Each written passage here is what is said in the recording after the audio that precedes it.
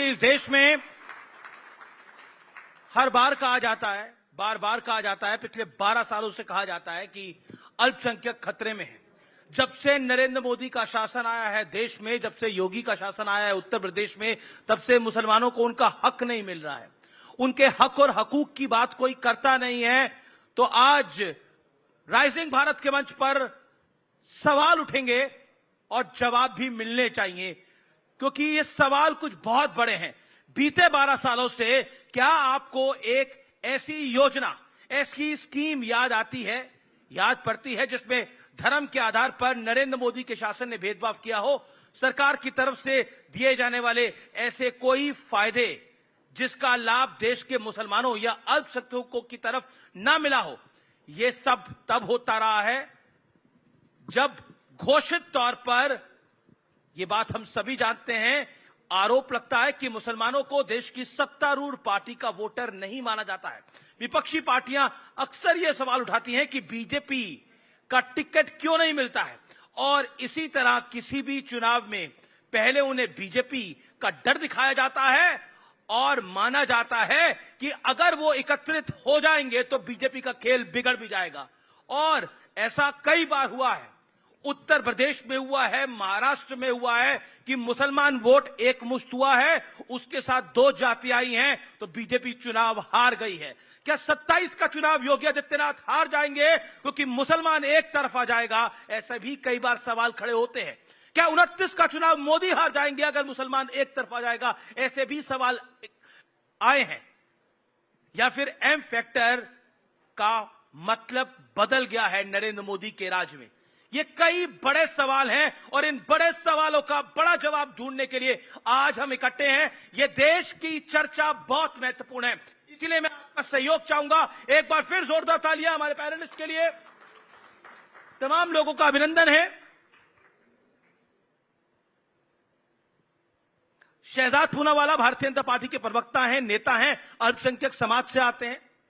मेरे साथ मुमताज पटेल हैं, उनका अभिनंदन है, ये भी अल्पसंख्यक समाज से आती हैं। मेरे साथ सुमैया राणा जी हैं, समाजवादी पार्टी के नेता प्रवक्ता, वो भी अल्पसंख्यक समाज से आती हैं। मेरे साथ तनवीर जहाक साहब हैं, जाने माने प्रोफेसर हैं, लर्नेड आदमी हैं, उनका भी अभिनंदन है, ये भी अल्पसंख्यक समाज से आते हैं।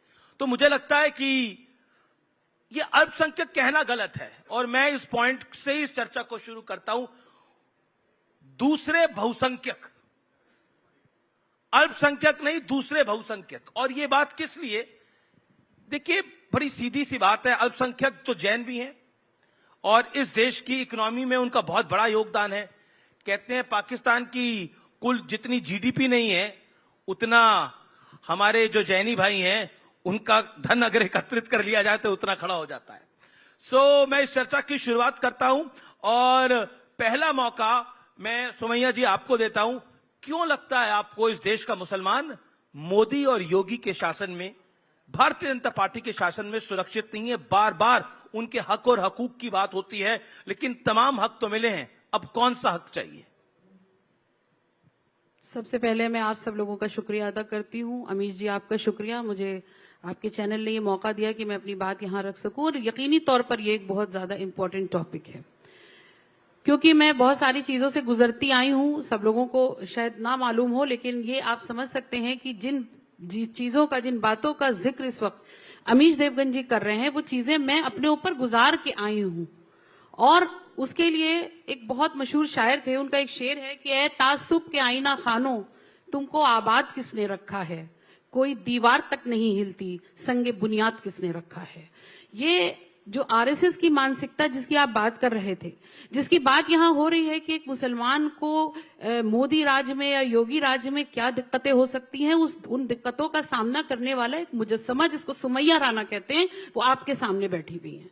अब मैं यहाँ पर बात ये करना चाहती हूँ कि यकीनी तौर पर मुसलमान यहाँ पर अल्पसंख्यक क्या सेकंड लार्जेस्ट पॉपुलेशन है हमारी, और उसके बावजूद भी अगर हम यहाँ पर एक ऐसी सरकार के आने के बाद अपने आप को इनसिक्योर समझते हो, जहां पर हिजाब पहन करके जाने पर सवाल खड़े हो जाते हो, जहां पर बुर्के को पहन करके जाने में लोग मशकूक नजरों से देखते हो, तो इसका मतलब कहीं ना कहीं जो मौजूदा सरकार है वो कौन सा ऐसा अपना वो तैयार कराना चाह रही है किसी एक कम्युनिटी के खिलाफ। ऐसे नहीं होता है, कहीं ना कहीं कुछ ना कुछ तो ऐसा होगा जिसको लेकर के एक इनसिक्योरिटी हमारे अंदर आई है, हमारे अंदर से मतलब इस पूरी हमारी कौम और मिल्लत के अंदर, और उसको बाकायदा मंचों से, भारतीय जनता पार्टी के बड़े बड़े प्रोग्राम्स के मंचों से कहा गया है। जी सुमैया जी, आप कह रहे हैं नरेंद्र मोदी के आने के बाद ये सब कुछ हो गया, लेकिन एक एग्जाम्पल है, यूसुफ खान जाने माने एक्टर हैं, उनका असल में नाम वैसे मतलब उनका जो फिल्मी नाम था वो दिलीप कुमार था, असल में नाम यूसुफ खान था। तब कौन सा डर था, मैं जानना जरूर चाहता हूं, ये जरूर बताइएगा कि तब कौन सा डर था। लेकिन शहजाद पूनावाला, ऐसा क्या कर दिया है 14 साल के आपके राज ने, यानी भारतीय जनता पार्टी के राज ने, कि सुमैया राणा को, जो मनोहर राणा जी की दिवंगत मनोहर राणा साहब की बेटी हैं, और साथ ही साथ उनको भी डर लग रहा है, मतलब इतना मजबूत परिवार है, उनको भी डर लग रहा है, तो कुछ तो गलत किया होगा आपने।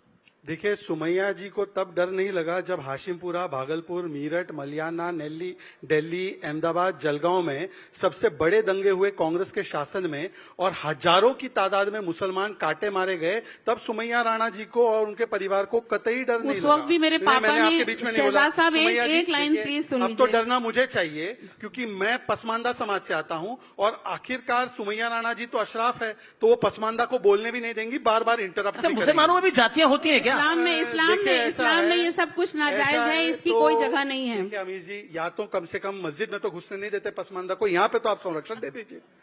वैसे पसमानदाओं को ना अशराफ समाज के साथ शादी करना अलाउड है, ना उनके झूठे ग्लास से पानी पीना अलाउड है, माफ कीजिएगा, इस्लाम की गलत आप यहाँ पर तशरीह कर रहे हैं, ऐसा इस्लाम में कहीं नहीं है कि एक एक करके देखिए, गलत बात है। सुमैया जी, आप अपनी टर्न पे बोलिए, फॉलो करिए डेकोरम को। आपकी टर्न पे वो नहीं बोले, 40 सेकंड वो बोले, फिर आप बोलिएगा। अमीश जी, ऐसी प्रॉब्लम है कि अगर बार बार अतिक्रमण होगा तो मेरा वाला भी बुलडोजर वाला है, अतिक्रमण हटाना हमें आता है, तो कृपया याद रखें, जितना वर्बल अतिक्रमण होगा उतना वर्बल बुलडोजर चलेगा। अब सुन लीजिए, 70% से 30% मुस्लिम बच्चियों का स्कूल ड्रॉप आउट रेट कम हुआ, क्योंकि घर घर और स्कूल स्कूल में टॉयलेट पहुंचा। तब इनसिक्योर नहीं महसूस होता है। जब 80 करोड़ लोगों को राशन मिला तो मोहम्मद और मोहित दोनों को मिला।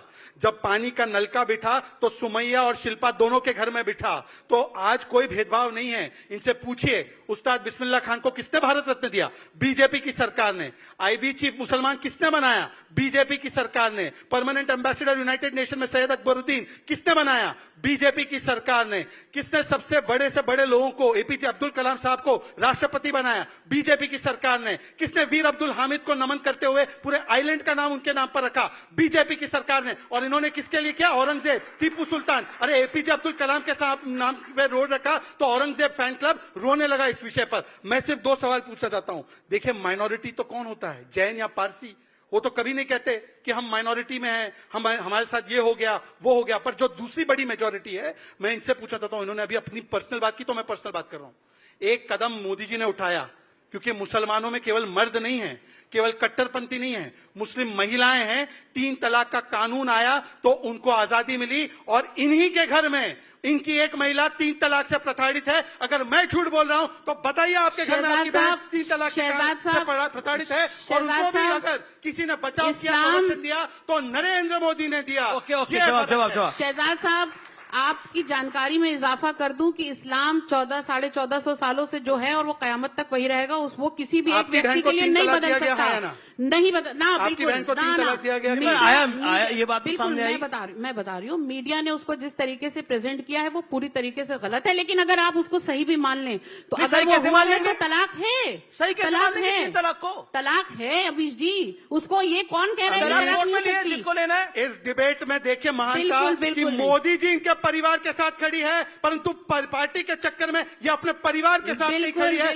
मजहब के चक्कर में या मजहब के नाम पर राजनीति करने वालों के चक्कर में अपने बहन के साथ। देखिए, गलत चीजें प्रेजेंट करने पे मैंने डिफेमेशन का केस कर रखा है सारे चैनल्स के ऊपर, जो कि प्रेजेंट होना पड़ेगा। जिस तरीके की गलत रिपोर्टिंग हुई, गलत तस्वीरों को दिखाया गया, ये एक नेशनल टेलीविजन की गैर जिम्मेदाराना हरकत थी जिसको इनको भुगतना पड़ेगा। और मुझे लगता है, मैं आपसे मैं पूछ रही हूँ, आप संविधान वाले हैं ना, यूसीसी के पक्ष में खिलाफ है? आप संविधान वाले नहीं है? हम तो है ही, इसलिए आपने मुझे कैसे कहा आप संविधान वाले हैं? यूसीसी आप बोल रहे हैं कि आप संविधान वाले नहीं है। यूसीसी सही है, किसी भी इंसान के साथ ना गलत हो ना गलत करने वाले को छोड़ा जाए, ये हमारा संविधान है। एक एक करके यूसीसी पे बता दीजिए। एक सेकेंड। यूनिफॉर्म देखिए, सिविल कोड। ठीक है, लेटर आंसर। यूसीसी का मतलब आप जिसको समझ रहे हैं, इस्लाम में बहुत सारी चीजें ऐसी हैं जिसको संविधान ने हमें उसका अधिकार दे रखा है, उसको बदलने का किसी को अधिकार नहीं है। और इस्लाम के कुछ नॉर्म्स हैं जिसको किसी भी हालत में नहीं बदला जा इस्लाम सकता ऊपर या है। संविधान? ऑब्वियसली देश में रह रहे हैं, संविधान बड़ा है। तो लेकिन संविधान में जिंदगी- यूसीसी है। ना, आप संविधान में यूसीसी है। आप नहीं संविधान कर में सकते। यूसीसी है। अरे तो उसी संविधान संविधान ने में अधिकार यूसीसी है दिया। भाई। अरे शहजाद बस पुनावाला जी, उसी संविधान ने अधिकार दिया। आप उस संविधान को कैसे निकाल? मैं एक रुक करता हूं मुमताज जी का। मुमताज जी, आपकी पार्टी की भी बात कर लेते हैं। आपकी पार्टी पे इल्जाम लगता है कि आप तुष्टीकरण करते हैं। मोदी जी का भाषण सुने, गृह मंत्री अमित शाह जी का भाषण सुने, तुष्टीकरण करते हैं। शहजाद पूनावाला को डेली डिबेट पे सोचते हैं, बोले कांग्रेस तुष्टीकरण कर रही है। अब आप, मुझे समझ में नहीं आता, आप तुष्टीकरण भी कर रहे हैं, आपको वोट भी नहीं मिल रहा। शकील अहमद आपके नेता हैं, वो कह रहे हैं राहुल गांधी डरपोक हैं, वो मुसलमानों के लिए कुछ करना नहीं चाहते। ऐसे कई नेता हैं, ऐसा बोल चुके हैं। तो आप किस तरफ हैं? ना आप इधर जा पा रहे हैं, ना आप उधर जा पा रहे हैं। मुझे वो एक फिल्म याद आ रही है, गोविंदा साहब की थी, जिसमें जॉनी लीवर हमेशा कहता था कादर खान को मैं आपकी तरफ हूं, लेकिन वो उसकी तरफ होता नहीं था। कहीं खेल ऐसा तो नहीं है? देखिए, ये हाल ही के कुछ दिनों में मैं काफ़ी बार कह चुकी हूँ मीडिया के माध्यम से भी कि कांग्रेस पार्टी जिस तरीके से पहले खुलकर समर्थन करती थी, शायद कहीं ना कहीं बीजेपी के नैरेटिव में फंसकर या डर कर अब खुलेआम से मुसलमानों का समर्थन नहीं कर पा रही है। ये मैंने खुद कहा है, शायद पार्टी लाइन के खिलाफ भी बोल रही हूँ। अभी हमने बहुत सारी बातें सुनी। सबसे पहले तो जितना मुझे नॉलेज है इस्लाम के बारे में और जिस तरीके से मेरी परवरिश हुई है, जो मैं जानती हूँ, इसमें कोई जाति और डिवीजन उस तरीके से नहीं है। जितना हमें पता है सेक्रेटेरियन है, सुन्नी शिया, उसमें भी अगर आप कहेंगे तो मैं उसमें भी डिफरेंशिएट नहीं करूंगी सर्टेन प्रैक्टिसेस, पर फिर भी the tenet of Islam is the same, ला इलाहा इल्लल्लाह मुहम्मद रसूलुल्लाह। अब आगे जो मैं कहना चाहूंगी, आपने भी दिलीप साहब की बात करी कि उनका नाम यूसुफ खान था। जी, ये अभी 2014 से लेकर की बात नहीं। मेरे खुद के जो दादा थे उनका नाम था मोहम्मद इसाक पटेल, गुजरात से थे और उनका निक नेम था कांति भाई पटेल। आज भी उनको याद रखते कांति भाई पटेल की तरह, क्योंकि जब वो जाते थे ट्रेडिशनल गुजराती फैमिलीज में, उनके घरों पे अपने दोस्तों, हाँ वही बता रही आपने पूछा हो, मैं वही बता रही हूँ कि उस जमाने में भी जब वो हिंदू फैमिलीज के यहाँ जाते थे, गुजराती फैमिलीज, तो शायद वहां की जो महिला थी कि कोई मुसलमान लड़का घर पे आया है, तो दोस्त लोगों ने ये बोलना शुरू किया कि कांति है, ताकि पता ना चले कि मुसलमान है। तो ये मैं बोलती हूँ और बिल्कुल था ये सिर्फ, पर अभी हम बात कर रहे हैं मुसलमानों की इस देश में। तो देखिए, अब आप एक अच्छी बात आपने कही, और क्योंकि मैं पॉलिटिक्स में नहीं पढ़ रही हूँ, मैं इस वक्त मुस्लिम समाज के रिप्रेजेंटेटिव के हिसाब से बोल रही हूँ। देखिए, रेगुलर हम टीवी डिबेट करते हैं, लेकिन ये बड़ा मंच है तो एक बड़ा मैसेज जाना चाहिए। जी, आपने कांति भाई पटेल अपने दादाजी की बात करी, एंड मैंने अहमद पटेल आपके फादर साहब का ये देश बहुत रिगार्ड करता है, जी, former member of parliament, veteran Congress leader. लेकिन आप बताइए, आपके दादाजी को भी अपना नाम कांति भाई पटेल करना पड़ा, जी, शासन कांग्रेस का था, जी, तो कहीं ना कहीं आप मानेंगे ना कि जब 47 से बंटवारा हुआ तभी से, क्योंकि मुसलमानों को एक देश मिल गया, धर्म के आधार पर एक देश मिल गया, वो बंटवारा सभी से था। ये कोई नरेंद्र मोदी नहीं लेकर आया है 2014 के बाद। मैं बताना चाहती हूँ, फर्क ये है कि उस टाइम पे अगर उन्होंने अपना नाम कांति पटेल रखा, आज तक लोग उनको जानते हैं, उसमें कोई तकलीफ नहीं आई। आज मैं आपको फर्क ये बताना चाहती हूँ, मैं भी उस जमाने में बड़ी हुई हूँ, आज मेरे बच्चे एक मुसलमान परिवार में बड़े हो रहे हैं। जो फर्क तब और अब है, आप हमें दिख रहा है। आज जो नैरेटिव, एक तो इस्लामोफोबिया देश दुनिया भर में है, और वो चीज जो हिंदुस्तान में हो रही है, के लिए मोदी तो जिम्मेदार नहीं है। नहीं, पर कहीं ना कहीं खान मूवी कब बनी थी? अभी इतनी सारी चीजें शहजाद भाई ने गिनाई। मैं ये पूछना चाहती हूँ कि कितने भाजपा से मुसलमान मेंबर ऑफ पार्लियामेंट लोकसभा में, चलिए बता दीजिए। मुझे गर्व है कि नरेंद्र मोदी जी ने मुसलमान है इसलिए लोकसभा नहीं भेजना है, मेरिटोरियस है इसलिए लोकसभा जाएगा, नहीं। मुसलमान होने के लिए नहीं जाएगा। ये जिन्ना का देश नहीं है। तो फिर मेरे बाप दादा ने, आप बीच में मत बोले मुमताज जी, मैंने सुना।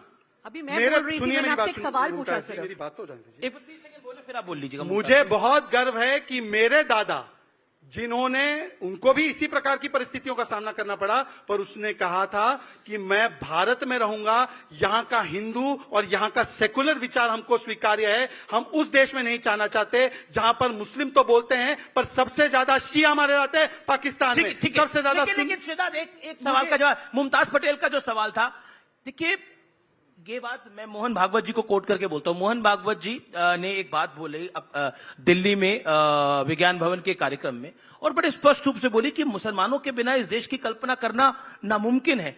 तो कहीं ना कहीं जब आप एक सिख को अपनी कैबिनेट में जगह देंगे, जब आप एक सिख को मेंबर ऑफ पार्लियामेंट बनाएंगे, तो क्या एक मुसलमान को, आप, मैं बिल्कुल धर्म के आधार पे मत करिए, लेकिन कॉन्फिडेंस के हिसाब से तो करना पड़ेगा ना। शहजाद पूनावाला प्रवक्ता बन सकता है, क्या Shahzad Poonawalla member of parliament बन सकता है? मेरा पॉइंट ये है कि कॉन्फिडेंस तो आना चाहिए। बहुत अच्छी बात है। देखिए अमीश जी, मैंने तो अभी आपको बताया कि हमारी जो सरकार है वो नेशनल सिक्योरिटी पे सबसे स्ट्रांग मानी जाती है। ऐसी सरकारों में तो आईबी डायरेक्टर मंत्रियों से भी ऊपर की पोस्ट मानी जाती है, एक दिशा से देखे तो। और वहां पर तो आसिफ इब्राहिम बैठे थे, तो कैसे बैठ गए? गुजरात में भी 30 साल से बीजेपी की सरकार, और बंगाल में कभी भी बीजेपी की सरकार नहीं रही, अभी आने वाली है पर अभी तक नहीं है। गुजरात का मुसलमान संपन्न है या बंगाल का? गुजरात के मुसलमान का हेल्थ इंडेक्स बेटर है या बंगाल का? गुजरात के मुसलमान के पास बैंक अकाउंट में ज्यादा पैसा है या बंगाल का? एक बार बता दीजिए कि गुजरात का मुसलमान हर जवाब के मुसलमान से आगे। आपके पास आ रहा हूं। कैसे?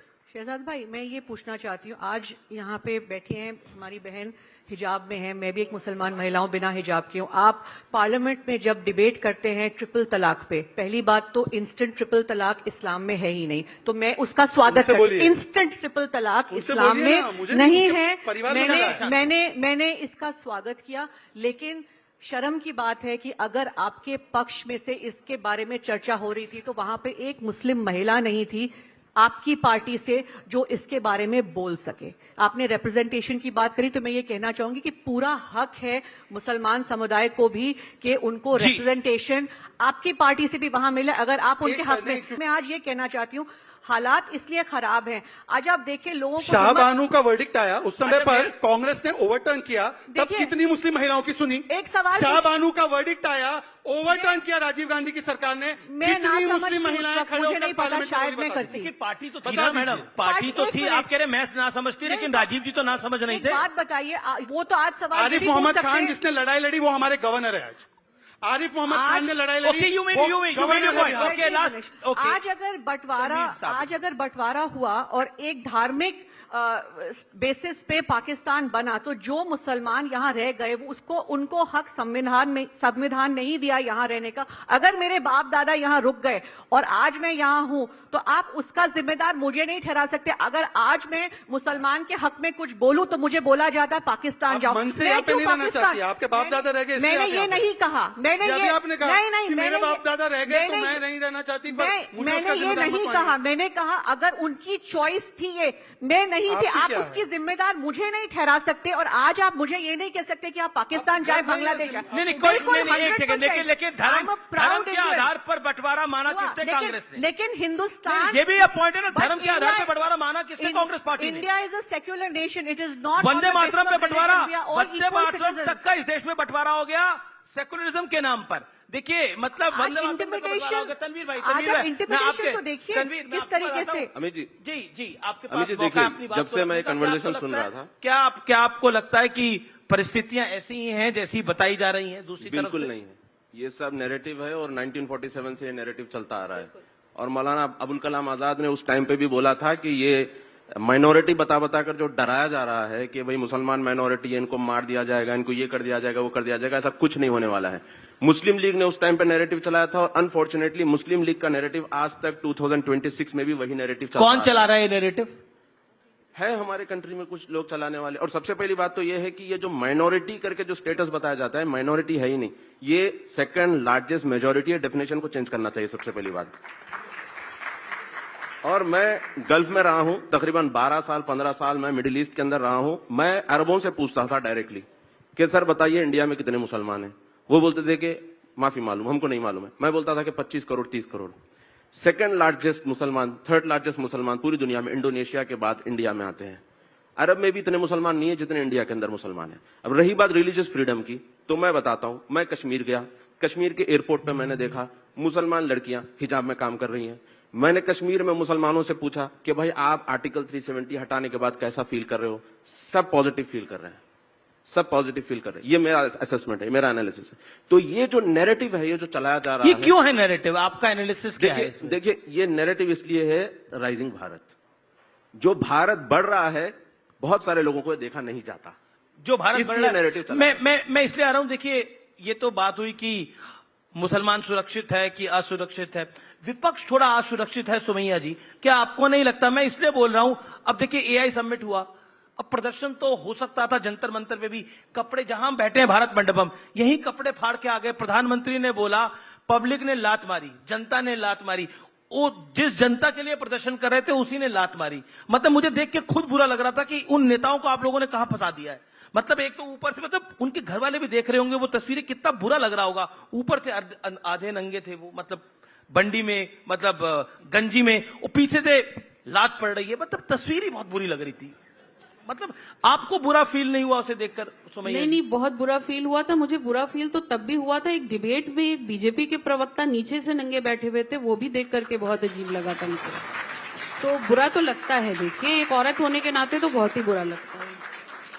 अच्छा, आप क्या कहना चाहती हैं जब आपने उनको पिटते हुए देखा? मैं एक प्रिविलेज्ड मुसलमान परिवार से आती हूं और ये शायद स्टेटमेंट मेरा कुछ 2 वर्ष पहले बहुत वायरल हुआ था, जो मैंने सच बोला था कि मुसलमान हूं तो मुझे मेरे चॉइस का घर कोई रेंट पे नहीं देगा। एंड ये सही बात है। पहली बात, मेरे बच्चे जो हैं वो आज मुझसे इस्लाम पे सवाल पूछ रहे हैं, क्योंकि रोज जो वो व्हाट्सएप यूनिवर्सिटी पे या रोज जो प्रोपेगेंडा सोशल मीडिया पे देख रहे हैं, मुझे रोज बैठ के उनको समझाना पड़ता। उनको शर्म आती है, बता रही हुई बात, उनको शर्म आती है अगर अभी मैं बुर्का पहन बड़ी के स्मार्टली शाम को, आपने सवाल को डाइवर्ट कर दिया। नहीं, क्योंकि topic- I ask you one small question. Are you a proud Congressy? Of course I You are. am. Of course I am. और आपको बहुत गर्व है जो एआई समिट में कांग्रेस के यूथ कांग्रेस के कुछ नेताओं ने किया, you are proud of them. इसको थोड़ा मैंने डिफरेंटली पूछते हैं। शायद शर्ट नहीं उतारनी चाहिए थी, लेकिन प्रोटेस्ट करने का पूरा थोड़ा हक पूरा बोल दीजिए, विपक्ष को शर्ट है। नहीं उतारनी चाहिए थी, बाकी भी कुछ नहीं उतारना चाहिए था, नहीं तो दूसरी चीज वायरल विरोध होती। विरोध प्रदर्शन करना विपक्ष का हक है, ये संविधान ने दिया है, इसमें कुछ गलत ओके, लेकिन जगह जगह को ध्यान से लेके करना चाहिए। लेकिन- टाइमिंग शर्ट वाला जो अमीश वो था, जी, हाँ, that देखिए could have been different. मैं तो बहुत खुश हूँ। मुमताज जी को ग्रिल करने की आवश्यकता नहीं। नहीं नहीं, ग्रिल नहीं करे, वी आर आस्किंग। मैं बस अपनी बात मैं वैसे- सीधा बोलती हूँ, तो आपको मुमताज जी ग्रिल सुनिए करने ना, की जरूरत सुनिए, नहीं आप ही है। के पक्ष में बोलो। मुमताज जी ने बोला कि जो ब्रीफ मुझे मिला था उसी ब्रीफ में मैं बात करूंगी। काश वो कांग्रेस के बब्बर शेरों को ब्रीफ मिलता कि ये भारत का समिट था, ये मोदी का समिट नहीं था। अगर नंगा होना ही था तो भाजपा के कार्यालय के सामने हो जाते, जंतर मंतर पर हो जाते। ये इंडिया विरोधी नंगी कांग्रेस को अपना सही स्थान चुनना था। ये टॉपलेस हो गए और यहाँ पर लीडरलेस और आईलेस भी हो रहे हैं। ओके, अखिलेश जी ने भी बोला पर 10 सेकंड नहीं नहीं, इस्लामोफोबिया में क्या आपको लगता है सुमैया जी, मुसलमान वोटों के कई ठेकेदार हैं? जैसे सपा को कहा जाता है MY, मुस्लिम यादव, ओवैसी को कहा जाता है वो आते हैं वो खेल बिगाड़ देते हैं कई लोगों का। आप इस पर क्या कहना चाहती है? M factor. नहीं, देखिए big M factor. ठेकेदार लफ्ज से मैं सहमत नहीं हूँ। पॉलिटिकल पार्टीज हैं, उनकी नजर में उनका अपना एक वोट बैंक होता है। उनको ये उम्मीद होती है कि हम इनकी बात करेंगे तो ये हमें वोट करेंगे। बड़ी पार्टीज हैं, वो सत्ता में आएंगी, तो ठेकेदारी की बात नहीं है। लेकिन हाँ, ये जरूर है कि जब ऐसा वक्त आ गया हो देश में जहां पर किसी भी एक विपक्ष के, मुझे ले सकते हैं आप, कि मेरे किसी बयान के ऊपर, मेरे किसी काम के ऊपर जिसमें मुकदमा नहीं बनता हो, मुकदमा होता है। लेकिन अनुराग ठाकुर और कपिल मिश्रा को मंत्रालय मिल जाता है, उनके कद बढ़ जाते हैं। अब आपकी तो सरकार वहां आएगी पर- तो मंत्रालय मिलेगा ना सुनिए, आपको? बात तो सुनिए। देखिए, हमारी सरकार जब आएगी, हमने जो 2012 से 17 के बीच में किया था जितना विकास, उससे और ज्यादा करेंगे इंशाल्लाह। लेकिन मैं ये पूछना चाहती हूँ कि जब शहजाद भाई बताते, जब सबका साथ सबका विकास की बात हो रही है। अगर गलत सुमैया राणा कर रही है, उन पर मुकदमा होता है, तो कपिल मिश्रा और अनुराग ठाकुर और नुपुर शर्मा पर क्यों नहीं भाई होता? सवाल पॉलिटिकल है, मैं रिक्वेस्ट कर रहा हूँ, ऐसे लगेगा कि मैं जवाब नहीं है मेरे बिल्कुल आप देंगे को। मुझे 30 सेकंड, सिर्फ 30 सेकंड, सिर्फ 30 सेकंड। अरे मुझे कम 30 सेकंड जी, ये जो इस्लामोफोबिया वाला जो डिसीजन, ये जो डेफिनेशन है, ये इस्लामोफोबिया का डेफिनेशन ही गलत है, क्योंकि there is no such thing called Islamophobia. Muslim phobia हो सकता है, वो भी मुसलमानों की हरकतों की वजह से, जो हम हर जगह रहते हैं और हर जगह जो एक विरोधी एटीट्यूड लेके चलते हैं और एस्टेब्लिशमेंट के साथ एंटी एस्टेब्लिशमेंट वाला जो नेचर रखे हुए रहते हैं, कुछ पार्टियों के साथ मिलकर, कुछ उनके अल्टीरियर मोटिव्स होते हैं इस चीज को लेकर जो हम आगे बढ़ते हैं। एक्सेप्ट इसकी वजह बीजेपी से आपका to be कहने का very मतलब honest, है, to be बाकी very दूसरी honest, पार्टी नहीं, पर देखिए, अब मैं बता पूरा रहा हूँ, community मैं suffer बता रहा हूँ, करता है ना मैं इसकी बता रहा वजह हूँ, से। यूके में कौन सी बीजेपी है? यूके में कौन सी पर बीजेपी पूरी है? कम्युनिटी सफर करती है। पूरी, हाँ बिल्कुल पूरी कम्युनिटी कई सफर कई करती है। अच्छा, बिल्कुल दुनिया पूरी में community दुनिया सफर करती है में इसकी वजह से। जहां सामने वाली कम्युनिटी सेम है, वहां शिया सुन्नी में झगड़े हो रहे हैं कि नहीं हो रहे हैं? इसीलिए सरकार की जिम्मेदारी बनती भाई, है, अमीर जी, पूरी आप हमको कम्युनिटी तो लेकिन- सफर नहीं करनी चाहिए, उनकी जिम्मेदारी अमीर जी, बनती है। अच्छा कि एक बताइए, हमारी 72 के 72 हिफाजत फिरके, करें। जो इस्लाम में 72 के 72 फिरके आते हैं, वो किस मुल्क में आते हैं बताइए? देखिए, हिंदुस्तान में इसी वाजिब मुल्क में आते हैं अमीर जी, इस्लाम के अमीर 72 जी, के 72 इस्लाम- फिरके, क्योंकि 72 के 72 फिरके एक छत के नीचे नहीं रह सकते। तबलीगी जमात और निजामुद्दीन औलिया की मजार एक मुल्क में नहीं हो सकती। ये भारत की शक्ति है, ये वसुधैव कुटुंबकम की शक्ति है। आप तमाम लोगों का बहुत बहुत शुक्रिया हमारे साथ आने के लिए।